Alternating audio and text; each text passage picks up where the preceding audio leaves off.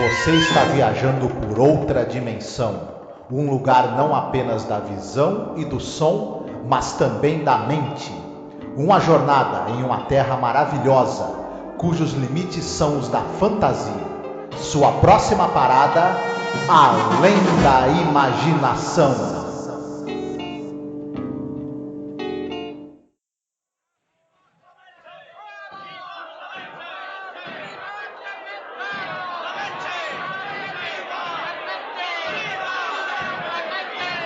I'm going to toast my friends. To Cristo, the bold one. To D'Alessandro, the dedicated one. To Tabar, the quiet one. To Garcia, the strong one. To the 4 lieutenants of the revolution. To the new heads of the government. All right, bring him in. We'll start with that.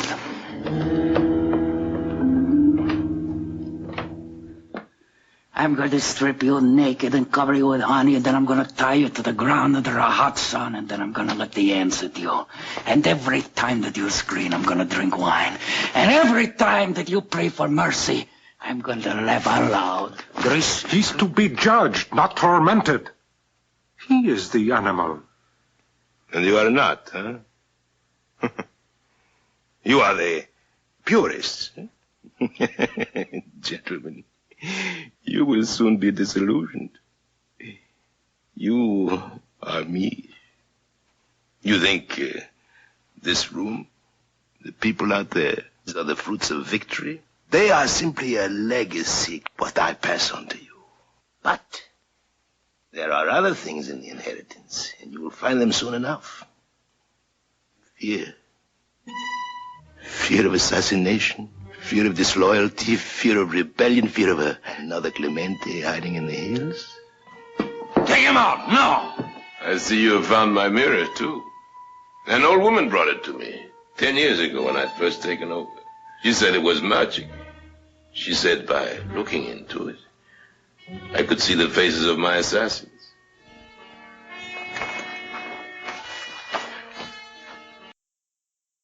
Olá, ouvinte! Seja bem-vindo a mais um episódio sobre a série clássica Além da Imaginação. Eu sou a Angélica. E eu sou o Marcos. Hoje nós vamos falar sobre o episódio número 71, no geral, da série clássica. Episódio número 6 da terceira temporada, The Mirror, o Espelho. Sim! Episódio dirigido pelo Don Medford, né, que já dirigiu alguns episódios até que memoráveis da série. Roteiro do Rod Serling. Episódio tem o Peter Falk, que ele era famoso porque tinha aquela série de investigação, né, do... Qual era o nome? Não era Bareta, era... Columbo. Era Columbo, isso, série chamada Columbo. E, cara, é um episódio que eu não sei nem o que falar, não sou uma grande historiadora ou pesquisadora de história, mas eu acho, já entregando, que eu acho que trata a questão com um simplismo, né? Veja bem, que é diferente de simplicidade, essa questão toda de Cuba e tal, e de ditadores, de uma maneira muito preto no branco, sabe?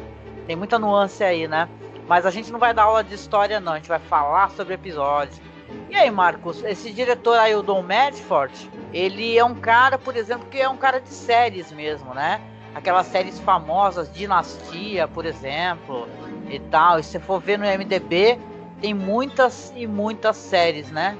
Ele é o diretor de, por exemplo, a peça de For Trumpets, né? A gente tava falando tanto do Jack Klugman, né, no último episódio, e também daquele The Man in the Bottle. Isso, e Death Ship também, né? Death que Ship, é outro, né? Que tem o Jack Klugman. Ele dirigiu episódios de séries que passaram no Brasil, como O Fugitivo, Os Invasores, FBI, entre outros. Novos Centuriões também, que passou aqui. Bareta, que, né, o pessoal passava também bastante. Enfim, ele é um cara com uma carreira longa aí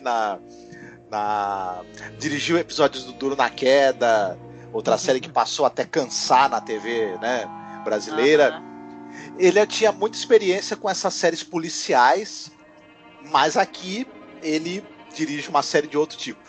dirige um episódio que, na verdade, é uma meio que fantasia com um fundo histórico, algo assim. Né? Não sei. A gente tem que ter o contexto aonde o episódio passou, né? E isso é importante pra caramba, porque é um episódio que ele vai falar sobre a questão cubana e ele, de maneira muito velada, né? Ele quer falar sobre o Fidel Castro, né? E não, a gente não tá passando pano aqui pro Fidel Castro, nem nada disso.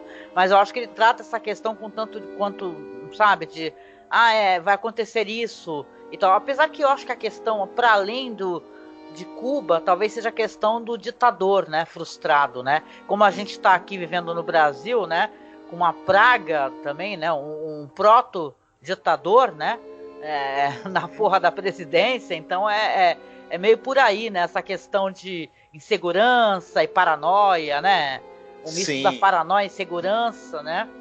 Tomara que o fim dele seja o mesmo do personagem aí desse episódio, né. Pois como você mesma falou, ele usa um personagem obviamente inspirado no Fidel Castro e no grupo ali de seguidores do Fidel, né, mais próximos ali, como Che Guevara, por exemplo, que ele é também meio que retratado. Nesse episódio o nome dele é Tabal, né? E ele pega essa coisa pro Serling, que era um americano, essa coisa do imaginário do ditador latino-americano. E aí ele compara, ele meio que compara com o ditador que havia em Cuba antes, né? O Batista, ele compara com o ditador da República Dominicana, o Trujillo, e tudo. Então, para ele tá tudo mais ou menos. A diferença é que os outros dois ditadores que ele cita eram ditadores que eram apoiados e financiados pelos Estados Unidos. Né? E enquanto que o Fidel teve a Revolução de Cuba, depois o Fidel, a presença do Fidel como ditador passou a ser meio que financiada e teve suporte da União Soviética. Né? O Fidel é um claro produto assim da Guerra Fria, né? Não, 6 meses atrás do lançamento do episódio, né? Episódio foi lançado, deixa eu ver aqui, foi em 20 de outubro de 61. E teve aquela invasão, né? Aquela tentativa de golpe, né? Contra o Fidel Castro lá na Baía dos Porcos, por exemplo, né? Aquela invasão que foram os caras financiados ali pelos Estados Unidos, né? Os caras da CIA treinados lá para poder invadir e matar, né, o Fidel Castro, né, derrubá-lo. Sim, né? sim. A famosa tal de Operação Mangusto. Então acho que estava meio no imaginário popular, e a gente falou um pouco sobre isso em outro episódio, essa questão dos mísseis, né? E tal, tinha toda aquela ansiedade e tal. O Fidel, ele representava essa questão, né? E é um cara que realmente, se você for parar para pensar, no tempo que o cara ficou no poder, e depois quando morreu o poder foi pro irmão dele, né? E o quanto é complicado esse negócio, por mais que a gente entenda que não dá para você falar assim, o pessoal costuma falar assim para quando tu é de esquerda, vai para Cuba, né? E tal, né? Que sim, Cuba tem, por exemplo, educação de qualidade, tem saúde de qualidade, mas também tem que não é de qualidade, por exemplo, é a liberdade das pessoas, né? De circular e tal, até internet. Eu lembro aquela blogueira, esqueci o nome, gente, né, que ela veio pro Brasil e ela falou que estava sofrendo perseguição, tentando fugir de Cuba, né? Então o negócio é complicado mesmo, não dá pra gente, de um outro país, a gente colocar o nosso olhar, como o Serling coloca também, acho que de maneira muito simplista, nesse episódio, e falar, é isso, o ditador faz isso, faz aquilo. Bom, a gente vai chegar lá, né? A gente vai falar um pouquinho sobre isso, mas é que nem eu tava falando, eu não sou professora de história, eu sou alguém que se interessa, claro, por história, minimamente, né? Então eu sempre desconfio e irei desconfiar na minha vida de roteiros, sabe, histórias escritas por estadunidenses para poder fazer uma análise sobre um outro povo, sabe? Sempre vamos lembrar que o cinema americano, né, o cinema, as séries e tal, eles sempre se colocaram como libertadores do mundo, defensores da democracia, pessoas que levam a democracia. E você vê que hoje em dia o que acontece é os caras roubando máscaras e roubando, né? roubando coisas para o pessoal poder se proteger do coronavírus. A gente tá gravando, né?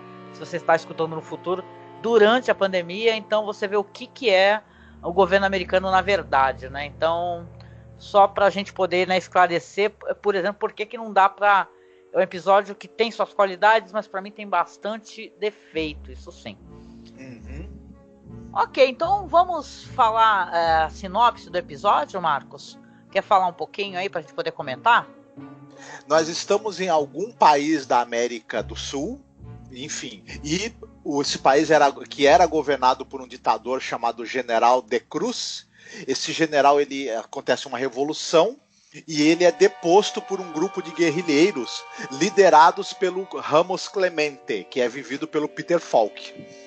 Acontece que logo após eles conseguirem derrubar esse cara e conseguirem instalar um novo governo, o Ramos Clemente pede para falar com o General de Cruz, e esse General de Cruz fala para ele o seguinte: olha, você vai descobrir como o ser líder é uma coisa que gera medo, gera paranoia, e você vai ter medo que todo mundo tente te derrubar igual me derrubaram.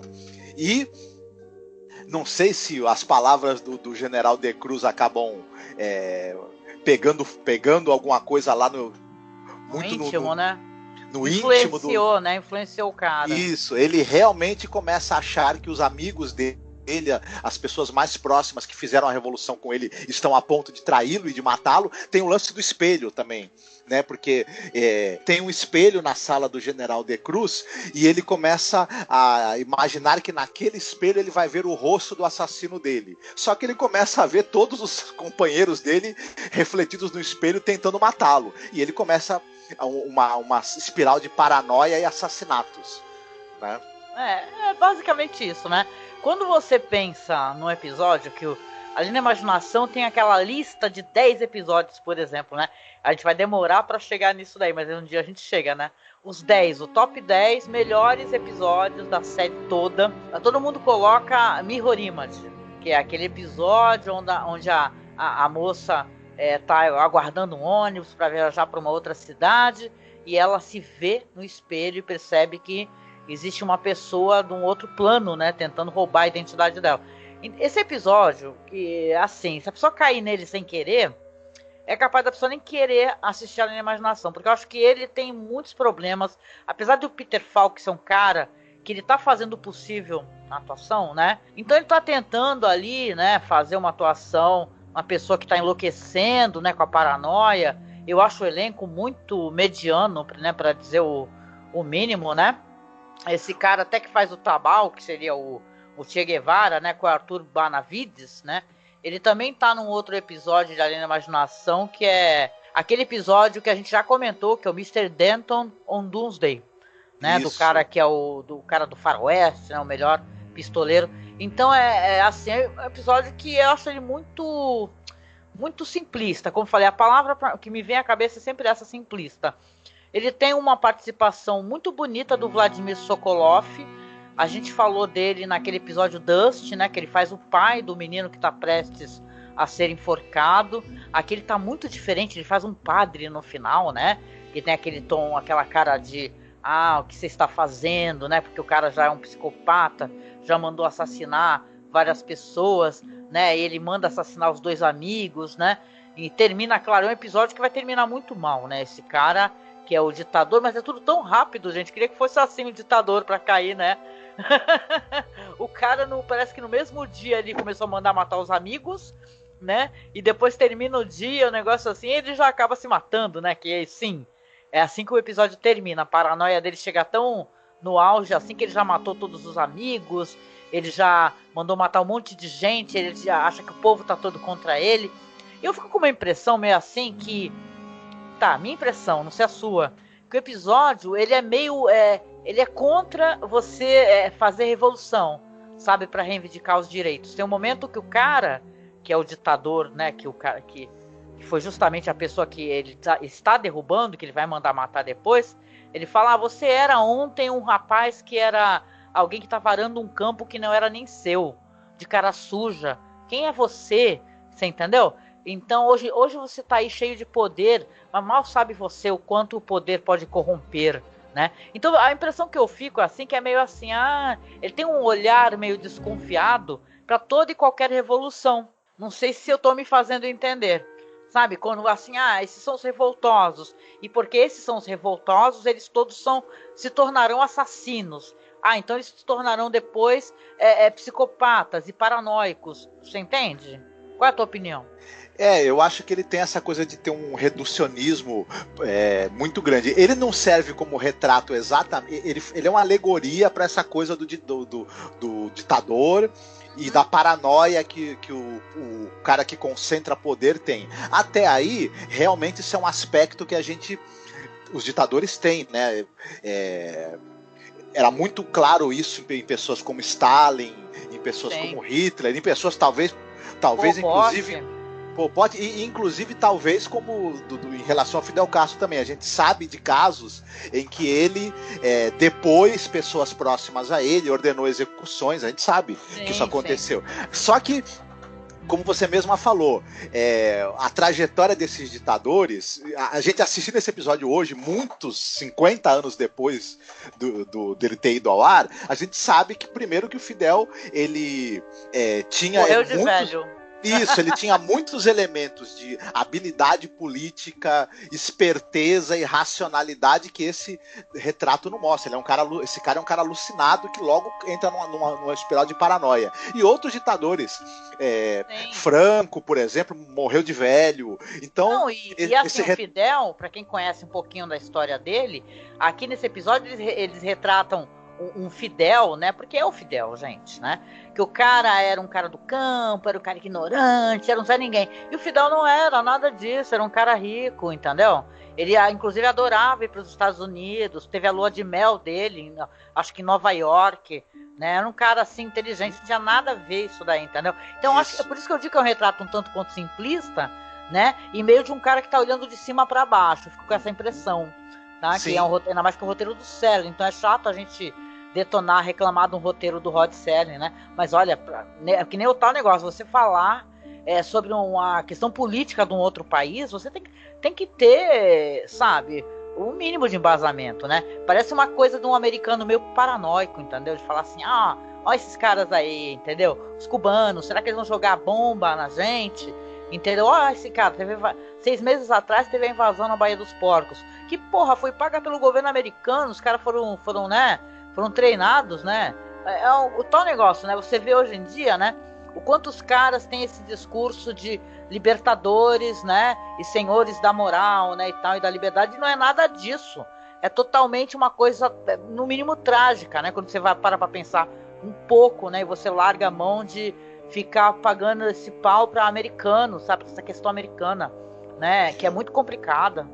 O Rod Serling tinha uma postura crítica, né, à União Soviética, uma postura anticomunista, mas também, para a gente ser justo com ele também era contra a paranoia anticomunista ao mesmo tempo. Ele também deixava claro, ele tinha uma visão meio no meio do caminho, assim, né? Ele não gostava do que ele enxergava de autoritarismo no mundo comunista, mas também não via com bons olhos as atitudes autoritárias que nasciam dessa paranoia anticomunista que havia nos Estados Unidos, como o macartismo e outras coisas.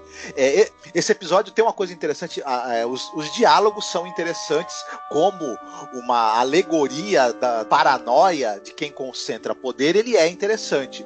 Talvez ele não funcione como um retrato do que era toda essa coisa da Guerra Fria. Ele realmente é reducionista e simplista e não...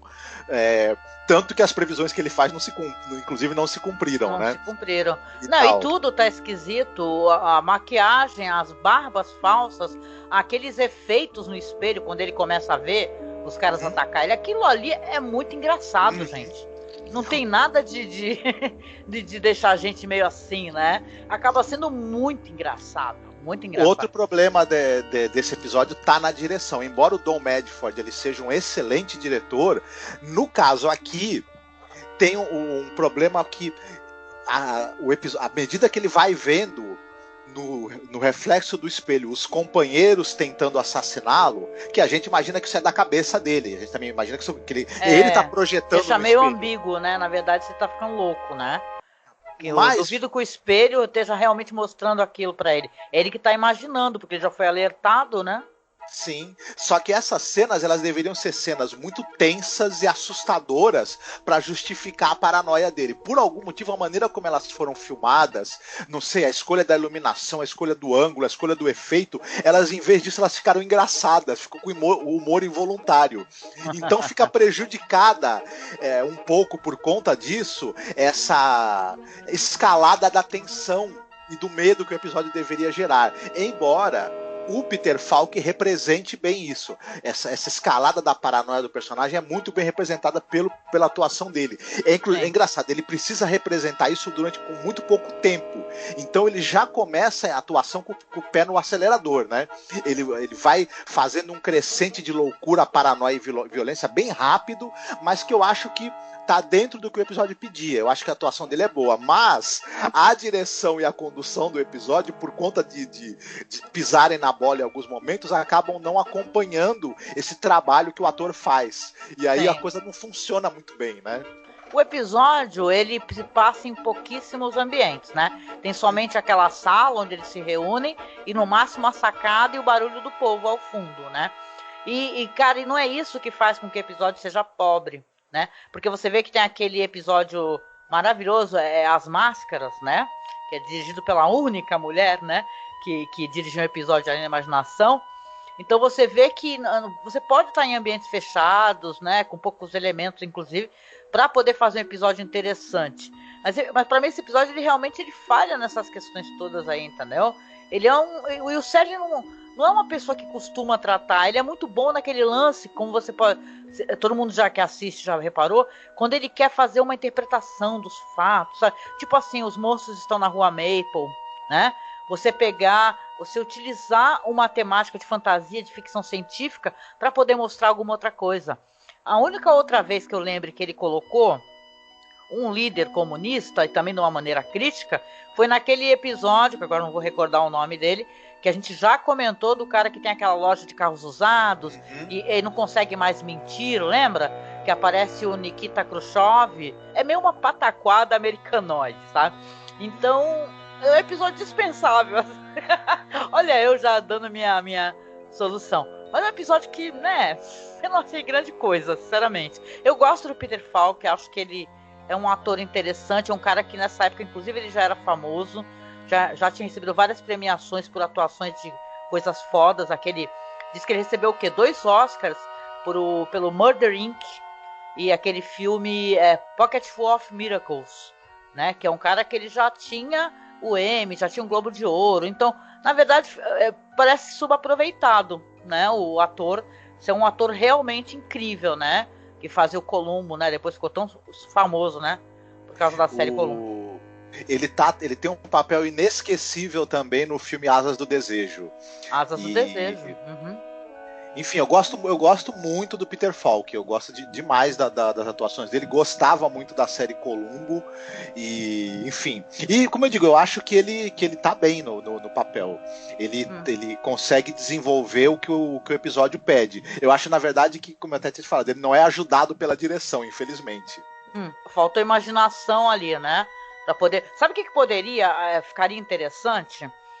Em vez de mostrar pra gente as cenas do espelho, deixar a gente, qualquer coisa ele falasse, entendeu? Não mostrar essas cenas, o cara fulano vai matar ele, ciclano vai matar. Ele atacasse as pessoas e falasse, eu vi, o que você vai fazer comigo, fulano? Tu quer me envenenar, você entendeu? Porque acho que não precisava mostrar pro espectador, sabe, essas cenas assim do espelho. Isso empobreceu muito o episódio. Ou se mostrasse, eu acho que essa cena teria que ser feita de uma maneira em que ela fosse mais sombria, mais assustadora e mais na base da sugestão. Sim. E o que não aconteceu, como o efeito lá da pessoa aparecendo no espelho é muito iluminado, é meio desastrado. Nossa, engraçado. O cara já tá de uniforme, né? Apontando uma arma. A gente meio que percebe que aquilo é uma trucagem, que o cara não tá realmente no reflexo do espelho. Tem esses bigodes falsos que... As barbas horrorosas. As barbas falsas que os atores não estavam totalmente confortáveis com ele. O Peter Falk não, ele tava... O sotaque também tá um horror, né? Só pra... Falar que até do Peter Falk, inclusive, né? Tá um Exato. terror. Não precisava ter esse sotaque. Eles podiam estar falando em inglês, a gente ia deduzir, até pelos nomes que eles originalmente falam isso, que a língua do país originalmente é espanhol, enfim. Mas tudo isso acabou. Talvez não teve a preparação necessária também para que esses elementos todos se encaixassem melhor. A gente sabe que o prazo que os episódios têm para ser feitos e tudo Sim. mais, então as coisas ficaram meio. Tinha uma pressão muito grande, sim. Nisso eu concordo demais com você, né? O Seren estava sob pressão, né? Então é complicado. Às vezes as coisas dão certo, às vezes não dá. Essa temporada tem episódios memoráveis, né? A gente não chegou, mas tem um episódio do menino, né? Que é um episódio terrível do moleque que faz as coisas se materializar, né? Mas é isso, né? Chegando aqui àquele ponto do podcast, onde a gente fala ponto alto, ponto baixo. O que você acha que foi o ponto alto, Marcos, e o ponto baixo? Para mim, dois pontos altos são a atuação do Peter Falk e os diálogos. Agora, o ponto baixo, principalmente para mim, tá na direção e numa visão meio reducionista que o episódio tem da situação em si, né? Que ele tá tratando. Embora ele use ela apenas como espelho para fazer uma metáfora, né? Sim, claro. Concordo contigo. Bom, eu não gostei do episódio, né? É o tipo de episódio que assim eu passaria batido tranquilamente, né? Entendo, sim, que ele quer discutir a questão do ditador, da paranoia, da loucura. A gente tem tanto medo, né? Hoje em dia tem o quê? Governo Trump, né? Ainda, né? Você está escutando isso no futuro. Mas o governo Trump, o cara ainda está presente lá na paranoia. O cara incitou as pessoas a invadir o Capitólio, o cara tem o discurso do ódio. A gente convive diariamente aqui no nosso país com um discurso negacionista da doença, com ódio. Então, sabe, eu acho que existe um valor em você trazer esse assunto à baila, né? E você conversar sobre isso. Eu só acho que não deveria ter tratado dessa maneira, tanto quanto simplista, ainda mais com um cara com a total aparência do Fidel Castro ali, né? Acho que daria para abordar essa história de um outro jeito, talvez. Penso eu. Não gostei muito do episódio, então não vou colocar nem ponto alto nem ponto baixo. A gente costuma também escolher uma musiquinha, né? Pra falar no episódio, pra tocar no final, no nosso MP3. E dessa vez, olha só, vou acabar escolhendo, na verdade, a música do filme que eu vou recomendar, né? E você falou do Wim Wenders, né? Eu gosto muito, é muito bonito aquele documentário, o Buena Vista Social Club, do Wim Wenders, que é um documentário de 99. A música Chan Chan é linda e todo mundo, pelo menos que eu conheço, ama essa música. Quando começa os primeiros acordes a tocar, todo mundo já quer dançar. É uma delícia total. Então a minha escolha para tocar aqui no nosso MP3, tá? Para quem está assistindo aqui pelo YouTube, dá uma acessada no nosso site, que lá vai estar a música completinha no final. É Chan Chan, tá? Do Buena Vista Social Club. E você, Marcos, tem um filme aí para recomendar, pra gente tirar esse gosto amargo da boca, assim, episódio que eu fiquei meio assim, não gostei. Mas aí, tem alguma coisa boa? Eu vou roubar de novo. Rouba, filho. Vou ter que roubar. A gente já tinha comentado aqui de outros episódios que a gente comentou que o Don Medford dirigiu. Ele dirigiu 36 episódios de uma série de ficção científica dos anos 50 chamada Tales of Tomorrow. Essa série ela pega temas da ficção científica e do terror, tanto clássicos como, por exemplo, Frankenstein, quanto mais modernos para a época anos 50, lembrando isso, né? Obviamente. E ela é um marco da TV americana, ela é uma pérola da TV, porque ela é uma das primeiras séries, ou talvez, se não me engano, a primeira até de antologia de ficção científica. Tinha gente tipo Boris Karloff, Lon Chaney, Lee Jacob, Leslie Nielsen, só para citar alguns no elenco.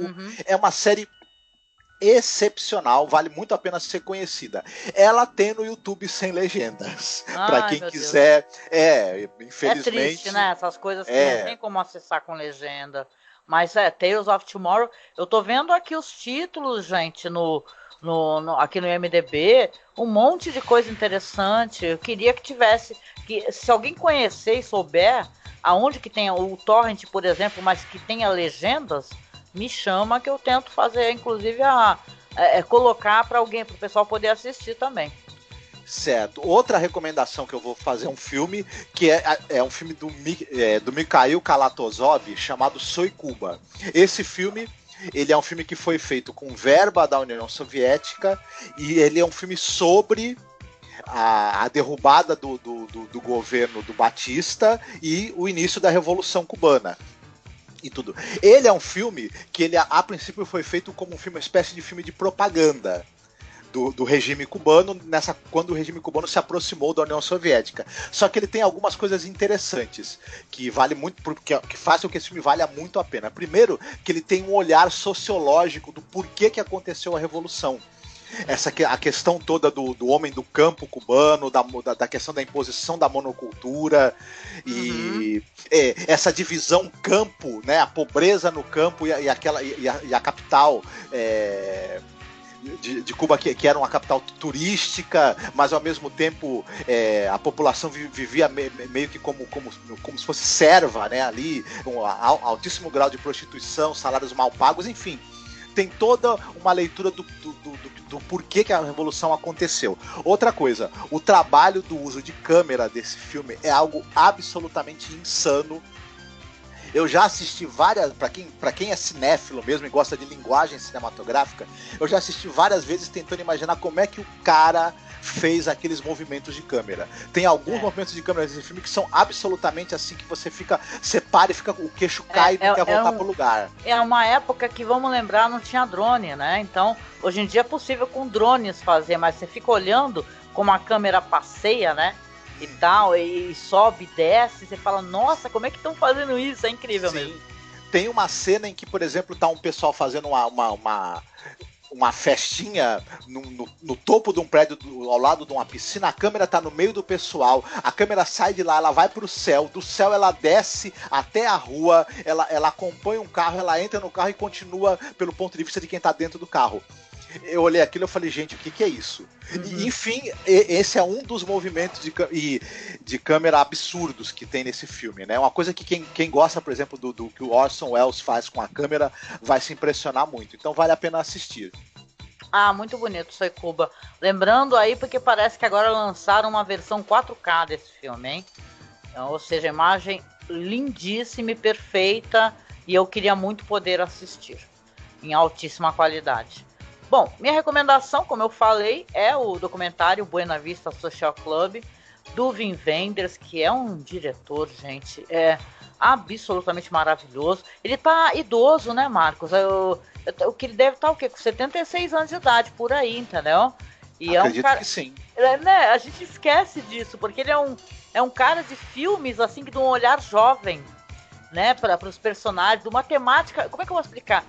Por exemplo, Asas do Desejo, né? É um filme que evoca a liberdade, o amor, né? Você tem o quê? Não faz muito tempo tinha a Pina, sobre a Pina Bausch, do Wim Wenders. Então, ele tem um olhar fresco, né, para as coisas, né? Então, é muito bonito, assim, o trabalho do Wim Wenders. Eu não assisti tudo, claro que ele já fez na vida dele, mas o que eu assisti me emociona profundamente, sabe? Eu gosto até daquela continuação Tão Longe, Tão Perto, sabe?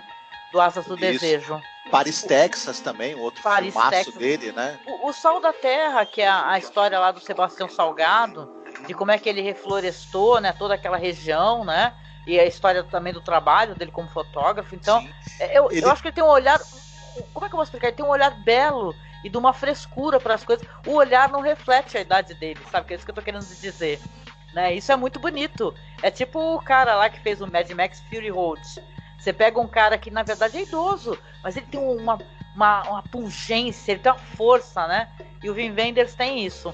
Queria só complementar rapidinho que eu então estou recomendando o Buena Vista Social Club, que é um documentário que ele vai resgatar a carreira desses cantores, desses artistas cubanos, todos eles muito idosos, que já, claro, já estavam aposentados, não estavam mais cantando, não estavam mais trabalhando com a música, porém eles têm uma história linda e maravilhosa, e o Ray Cooder, né, foi o Wim Wenders e o Ray Cooder, e foram para Cuba e escutaram as histórias dessas pessoas, né, como é que... É um filme até interessante, porque ele não tem muito essa questão de ele quer ser, por exemplo, pró-Castro ou anti-Castro, entendeu? Ele quer apenas mostrar a cultura da região e a arte desses artistas, que, claro, vão terminar o documentário de maneira belíssima, tocando no Carnegie Hall. Esses CDs foram vendidos mais de 1 milhão de CDs, sabe, do Buena Vista Social Club. Então, fez um sucesso maravilhoso. Claro que muita gente já faleceu, né? Mas você não termina esse documentário de olho seco. Eu lembro e me emociono só de lembrar dele. É muito bonito. É um trabalho tão legal do Wim Wenders, do Ry Cooder, resgatando essas carreiras, sabe? Então é lindíssimo. Sim, sim. Esse filme é maravilhoso. As músicas que são apresentadas e as cantoras, cantores e instrumentistas que são apresentados são preciosos, né? E a vida dessas pessoas tem muito a ver com todo esse contexto do que foi a Cuba antes e depois da Revolução. Então ele também tem um olhar sociológico muito bom sobre todo esse processo. Então o filme assim é muito bacana mesmo, vale muito a pena. Vale muito a pena, gente. Então é isso, né? A gente vai terminando aqui o nosso podcast, pedindo desculpa, porque sempre quando eu critico alguma coisa ou falo que não gostei, costuma vir gente assim pra falar: ai não, o episódio é ótimo, você que não teve um olhar isso, olhar aquilo. Mas é uma questão subjetiva, sabe? Então tem os episódios da série, eu costumo até ter um olhar muito generoso, sabe, pra série, porque eu entendo as questões que limitavam assim a abordagem, entendeu? Mas esse episódio eu acho que ele foi todo zoado, é por isso que eu reclamei mesmo, então desculpa. Eu acho que no próximo talvez eu já me anime mais. Mas eu quero agradecer a você que está aqui nos acompanhando. 3ª temporada da série clássica Além da Imaginação. Recomendar para você, por favor, visite a nossa página lá no Facebook, tá? Que é facebook.com/masmorracine. Acesse lá o grupo de fãs de Além da Imaginação, que lá tem a turma toda. Quem gosta da série, escuta o podcast. Eu e o Marcos também estamos lá, tá? Então você pode chamar a gente para conversar também, perguntar alguma coisa. Estamos aí para ajudar, né, Marcos? Certamente. Sim. E também nós temos nosso perfil no Instagram, que é @masmorracine. Siga a gente lá, porque a gente agora está com a curadoria do nosso amigo William Funchal, tá bom? Então, ou seja, vai ter mais conteúdo e está sendo feito com muito carinho pelo nosso amigo querido. Nós temos lá o nosso perfil no Twitter, que é masmorra_cast. E se você quiser, por favor, nos apadrinhe, tá? Seja nosso padrinho ou a nossa madrinha. Nós temos o nosso perfil lá no Padrim. Então você pode doar algum valor para ajudar a manter o nosso trabalho, para que o nosso trabalho continue tendo qualidade. Estamos investindo, né, em equipamento para que isso aconteça. E também o perfil lá no Colabora Aí. Então você pode nos ajudar desta maneira, ou então compartilhar este podcast, que é ótimo, né? Divulgar o nosso trabalho, a gente agradece demais, né? Então a gente deixa aqui um beijo gostoso, um abraço, e a gente se encontra aí no próximo episódio de Além da Imaginação. Sim, fiquem bem, se cuidem. Se você for de esquerda, se você for de direita, não importa. Não dê asas pro autoritarismo e não dê suporte, culto à personalidade e a posturas autoritárias. É isso aí, muito bom. Um beijo, tchau. Fiquem bem. De Alto Cedro voy para Marcané, llego a Puerto, voy para Mayarí.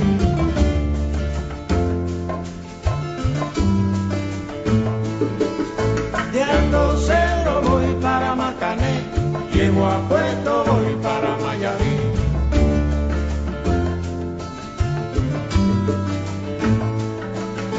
De Alto Cedro voy para Marcané, llego a Puerto, voy para Mayarí.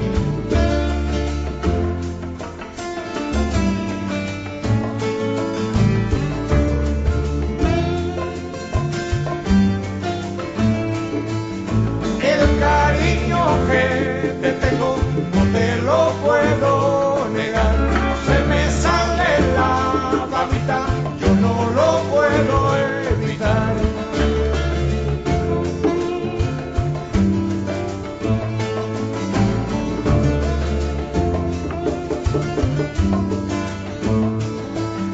Cuando Juanita y Chan Chan en el mar servían arena, como sacudí el jibe, a Chan Chan le daba pena.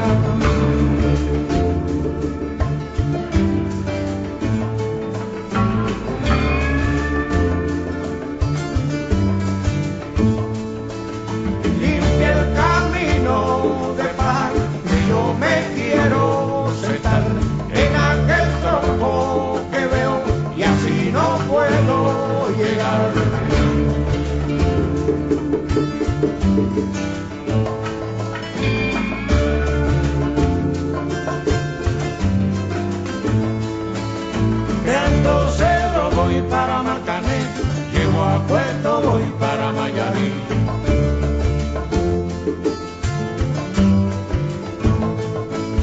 De Alto Cero voy para Martané, llego a Puerto, voy para Mayarí.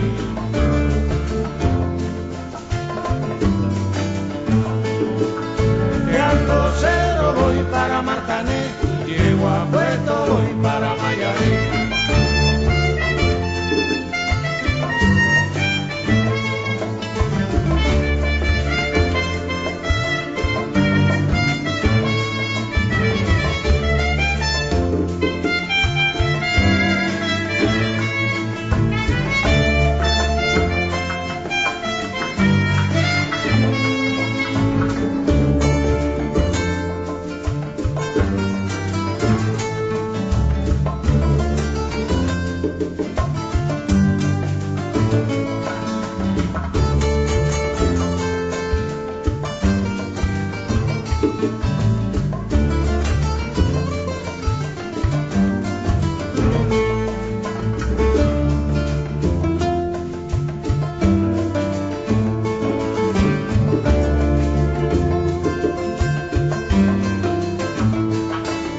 De Alto Cero voy para Marcané, llego a Puerto, voy para Mayarí.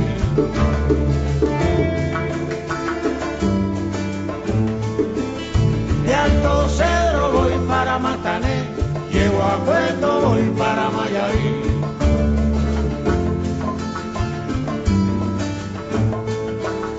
De Alto Cero voy para Marcané, llego a Puerto, voy para